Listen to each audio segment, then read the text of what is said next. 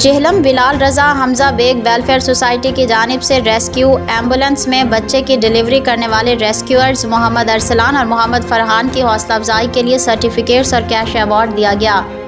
معاشرے میں ہمیشہ مثبت کام کی حوصلہ افزائی اور منفی کام کی حوصلہ شکنی بہترین معاشرے کے قیام کی ضامن ہے۔ توصیف بیگ صدر حمزہ بیگ ویلفیئر سوسائٹی۔ ان کا مزید کہنا تھا کہ ریسکیو اہلکاروں نے نہ صرف 2 قیمتی جانوں کو بچایا بلکہ اپنے فرض کے ساتھ ساتھ انسانی ہمدردی کی بہترین مثال بھی قائم کی۔